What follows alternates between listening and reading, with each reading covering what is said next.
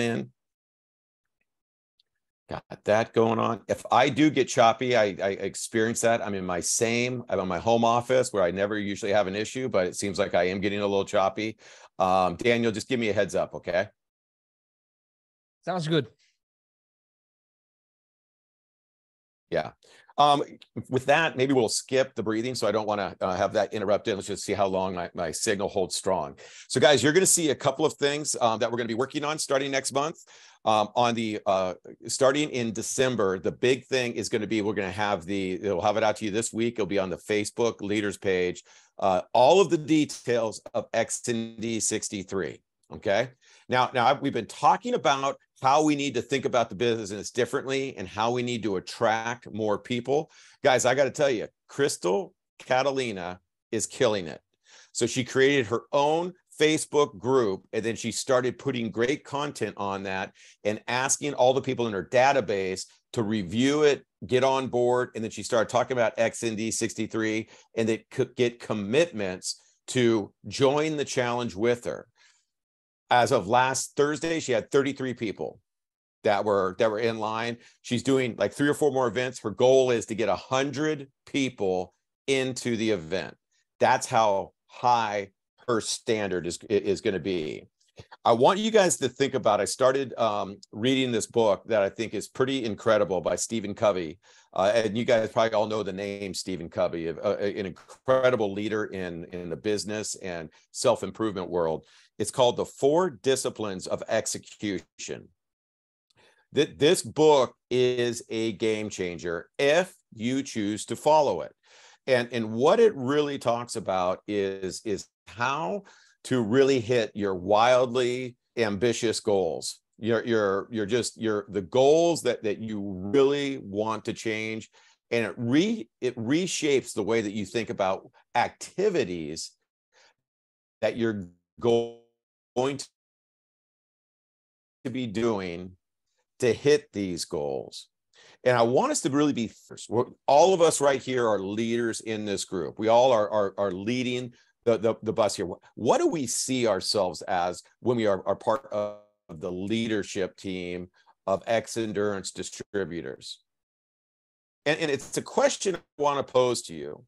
So I want to ask you really quick, just for some feedback. If you're a leader in Xendurance, what are some key things that you feel we should be doing, not only to grow our own income, but to support the people down below us? And I just want to have a casual conversation on this last mindset before December, knowing we're going to get kicked into this new book, which is all about execution, leadership, setting goals, and helping people. I want to there's no right or wrong answer on this. No one gets corrected. Everyone's answers are valid. David, what do you think the key thing to being a leader in Xendurance, to build a big income for you and to build your downline? What are some things that you think that we need to do? Yeah, I mean, I'll David, first start out. Yeah. Can you hear me? Yep. Okay. Yeah, I mean, I'll first start out by saying that what I'll define as a leader in Xendurance excludes me from that group at the present moment. But what that is leading by example. So, I mean, to be a leader in Xendurance, you have to be retailing products, you have to be enrolling team members, you have to be helping your team members do those exact same things. So 2 years ago, I was a leader by that definition in Xendurance.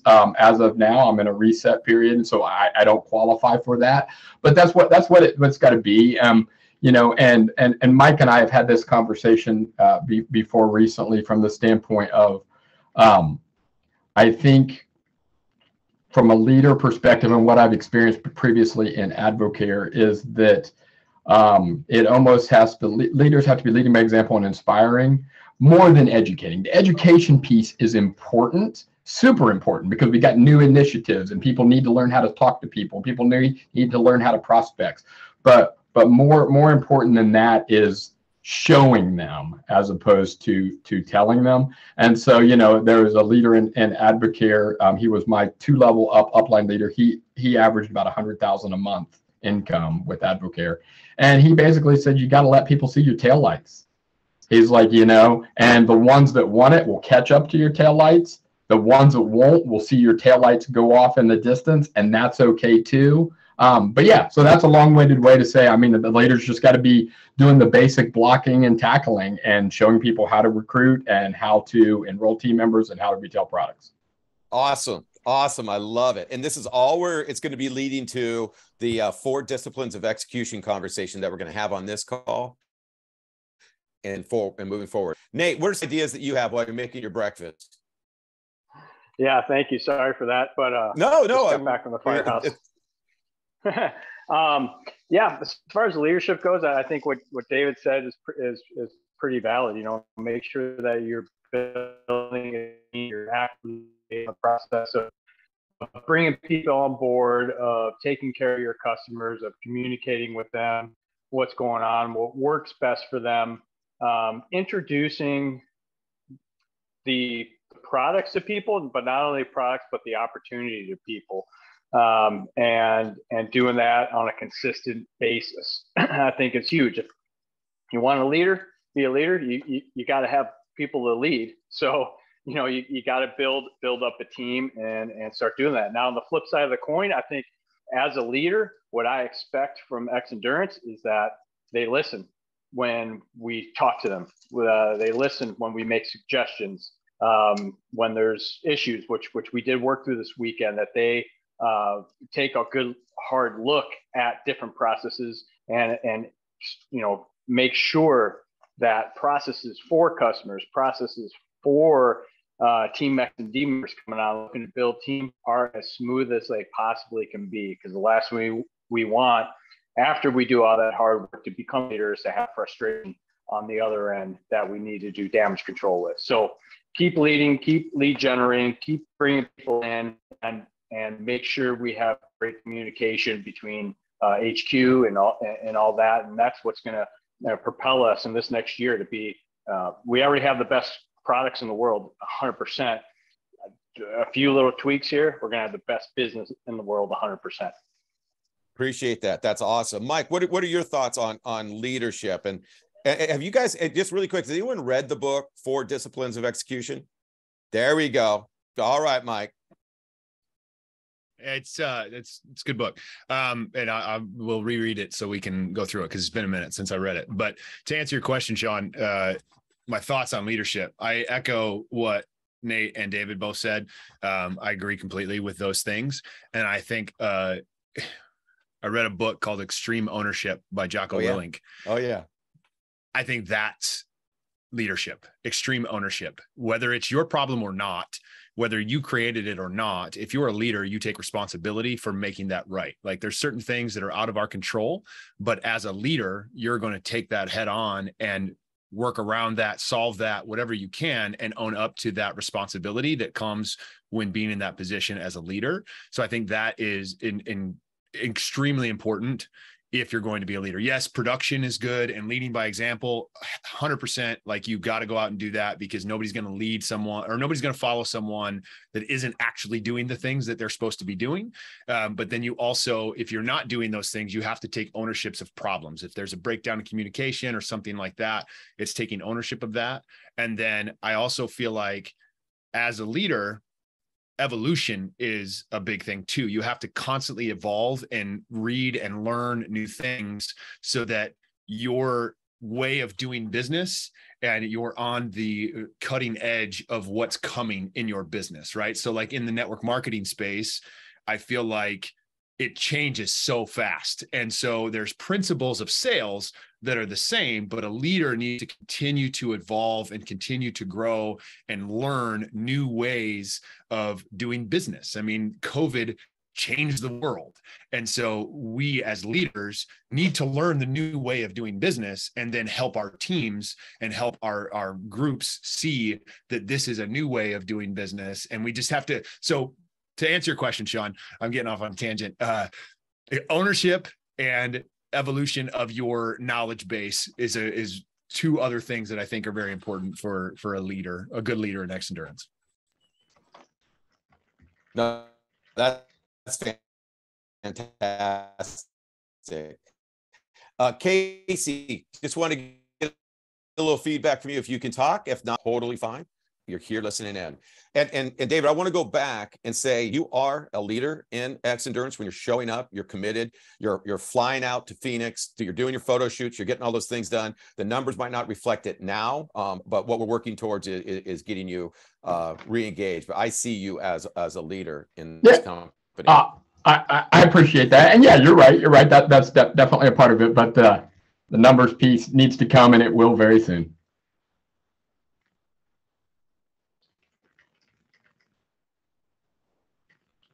Hello, Sean. I think we lost you. So one thing, and the reason I'm having this conversation, I saw on it once before. Uh-oh. Okay. Am I still out? I can't believe I'm in my home. It's showing me all my bars. This is crazy. You're back now. You're back now. I'm sorry, guys. I don't know what is going on. It's my Monday after Thanksgiving. No, and it was interesting. So when I started thinking about how we build out our downlines, and a lot of this comes from the work that I'm doing with Steve Major. And it comes from when we're onboarding people and we're creating the system for them to be as successful as possible. I think a lot of times, we oversimplify. Hey, join the team and let's get going. Hey, try the products; they're phenomenal. Go out and have 100 conversations. And what we started talking about is, I kind of funny. I called it. We were doing some back and forth. I called it the pre-flight checklist for be a little dangerous flying planes. They didn't have a pre-flight checklist, so anyone that could get in the plane and start the plane could take off of the plane. And then they said, "Hey, we got to start." They saw these simple things that were happening that we have to establish a standard that before the plane takes off, the following things are in working order and the following things are laid out. And I started we started working on that. Like, so when you join the team, this is what we need to do to start seeing revenue. This is what you need to do so that you feel that you have the product knowledge correctly. This is what you need to do so you're all set up in your back office and moving forward. And I'm like, that's something that if we can build leaders under us, then we have no problem hitting major goals. But we need to be able to establish a system so that when people come in, it's not just welcome to Xendurance, enjoy the products. Does that make sense? Am I losing everybody, Daniel? Kind of am I frozen? Yeah. I'm sorry. A little bit. Okay. Dang it. Guys, I have no idea what's going on. This is my same place I held all my calls. Okay, let me see. It's choppy, but it ebbs and flows. And I mean, I can follow what you're saying. Yeah, same. I apologize, guys. So embarrassing. No, so I really want us to think about that as we bring people on, and I've been working with people on how do we get to income quickly? How do we get to that first sale and multiple sales correctly? And then how do we all go out and look for the next great leader that's going to be under us? In that book, I don't know if you remember, Mike, they were talking about a large specializing in shoes. So David, during like 2000, when the financial crash happened, just like the internet affected retail, boy, did income affect retail. So Stephen Covey and his team, they were doing consulting for this large department store. And they said, look, we need to try, our goal is to match last year's sales. And we are not anywhere near that. So they went to the flagship store with all of the executives and they said, give us all the data on your salespeople that are in this. And it was in the shoe department. So that's why I assume it was Nordstrom's, because that's such a big department while they weren't giving the name. So they got a hold of this gal and they started following her and figuring out what she did. And I just want you to think about how she thought about the business just a little bit differently than everybody else. So they noticed some trends and they started studying the shoe department. When people would go to get shoes fitted for shoes, typically 2 boxes were brought out to size different shoes that we're looking for.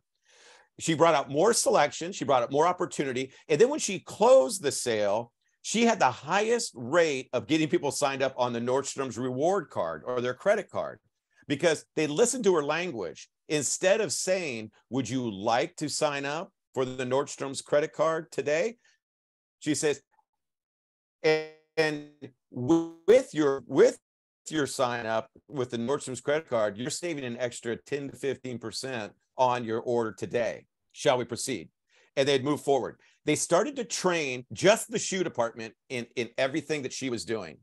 And they saw unbelievable results by simple things. Give people more opportunities to purchase and then close them with powerful language. Now, I'm not saying that we try to oversell or we try to, sign people up to get into auto replenish and team memberships and shove it all down their throat to bring on people that not only can afford more product or packs or auto replenish, those simple things. When we get people into our world and we train them to bring people into our world, we could start to move the needle. And that's one thing I want us to focus on. That's where I think I agree with all of you guys on everything you're saying.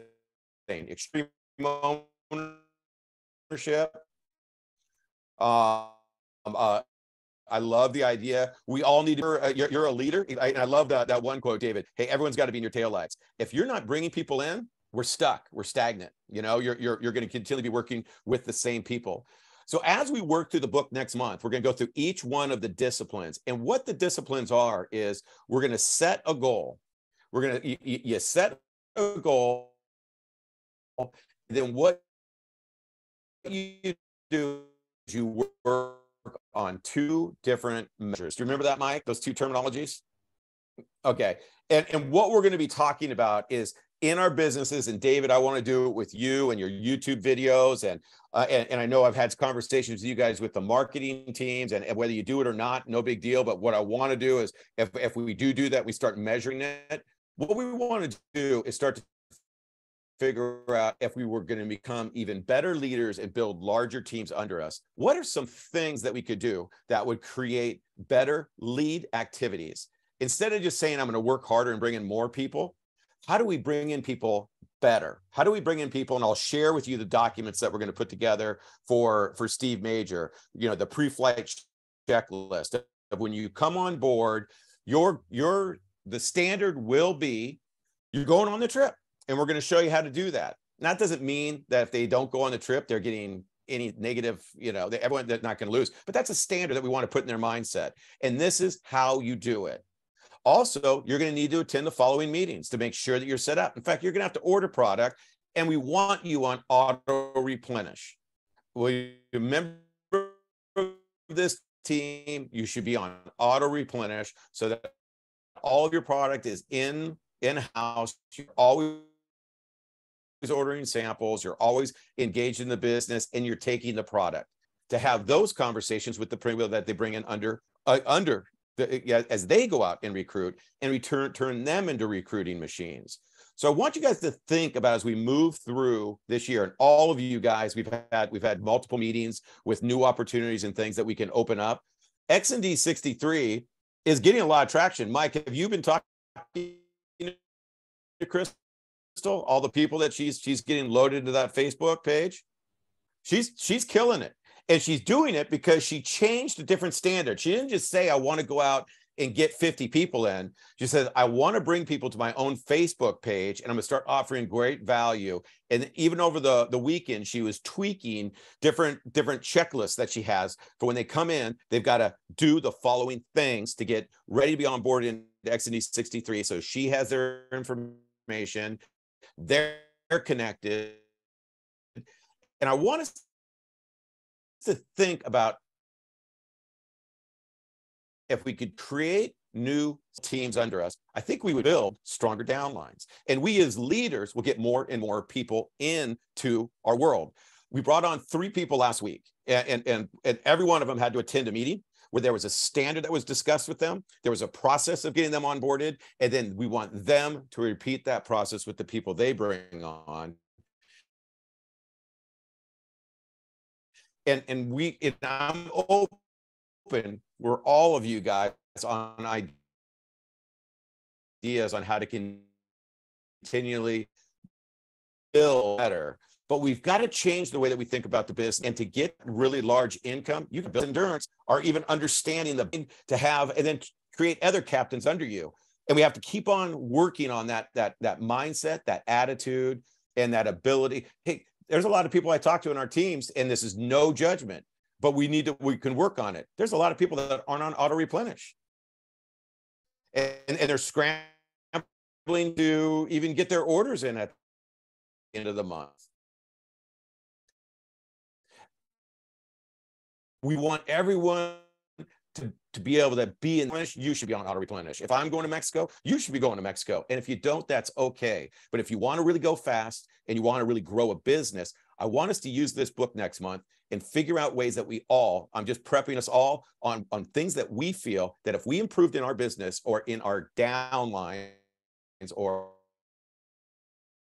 in the people that we're talking to, and the conversations we're having, how could we have more successful businesses? I know that's a lot of rambling. I know it's probably choppy. If you remember the book, what we're going to be doing is reading through what are things that we know if we create new standards in 2023 for people that we bring on board, and pay attention to those not the lag measures, but the lead measures of activities that if we do really, really well, we're going to have a great 2023.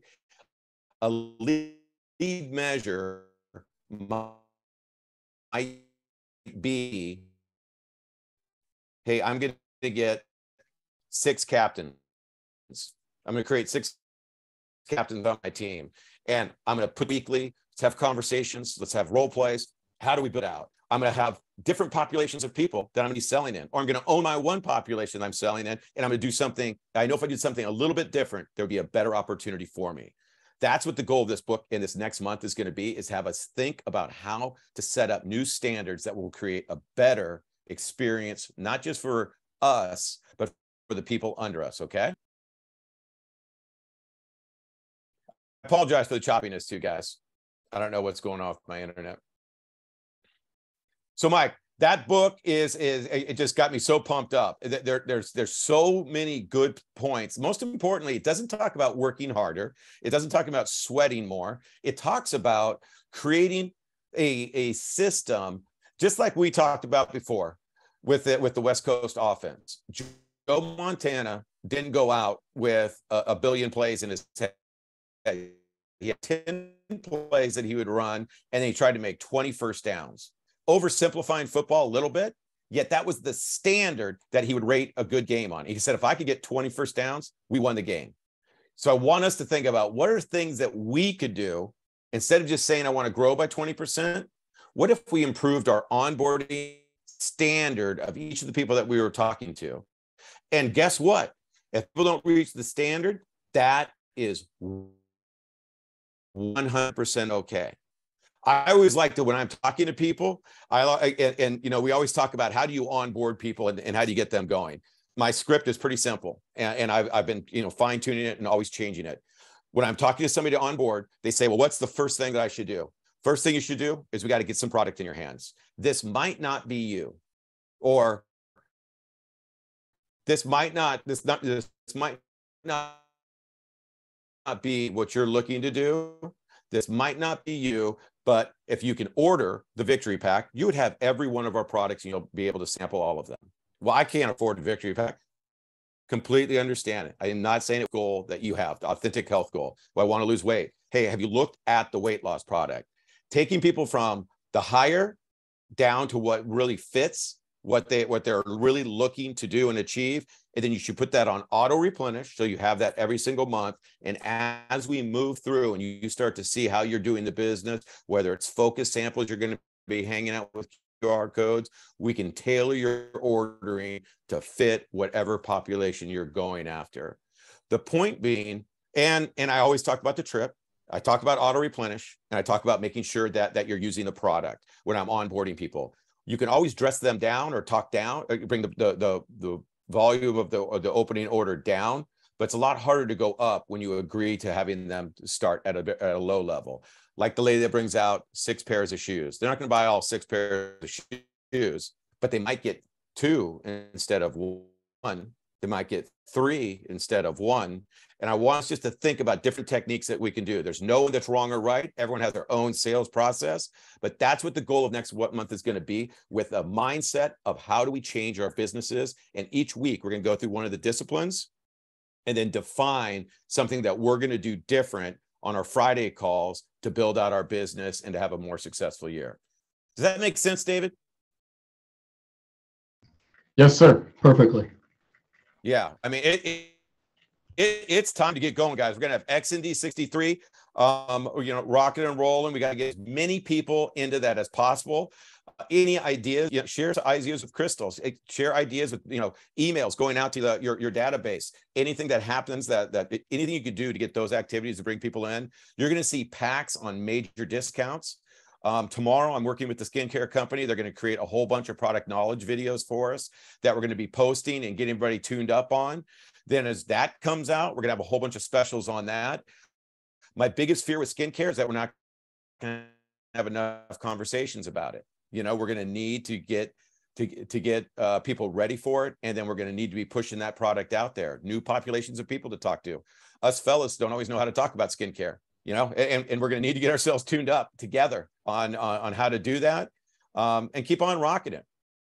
No, and guys, I know when you guys got started on this call, there were some hiccups on some shipping things, and we were going to figure everything out. I think that one issue, what I heard through text messages and conversation last week, they couldn't get it fixed. The developers said we can't figure out why. We tested this multiple times. It is a major glitch.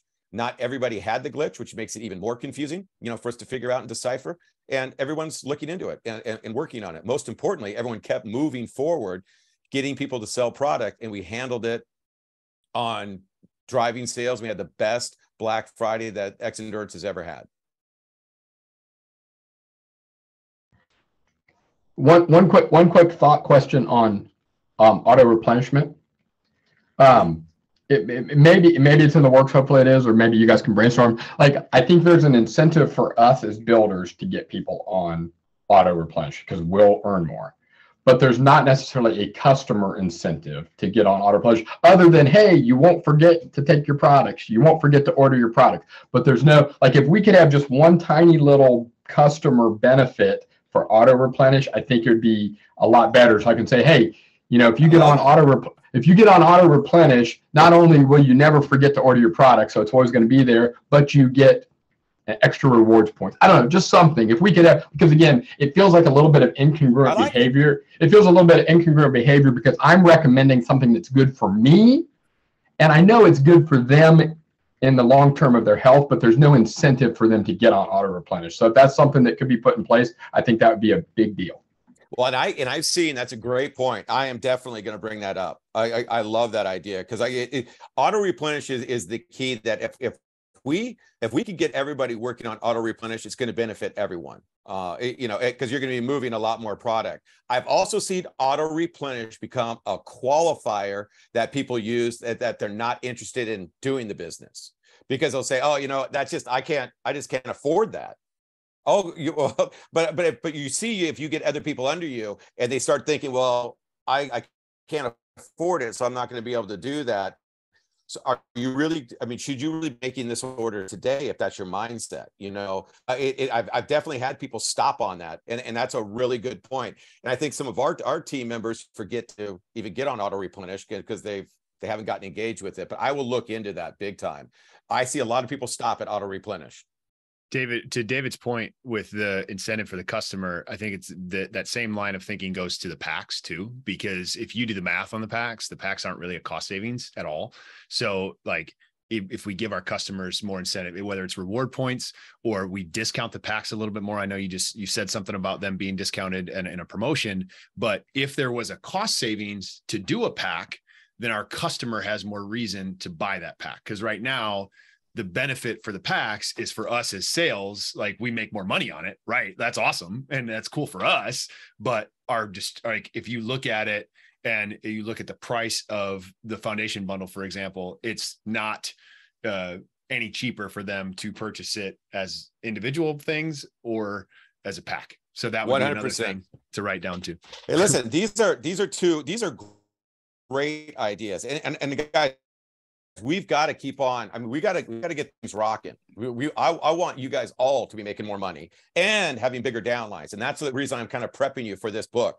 This book made me think a lot. Like, it made me think, you know, when you read some books, you're like, oh, that's kind of interesting. Oh, that's kind of a good point.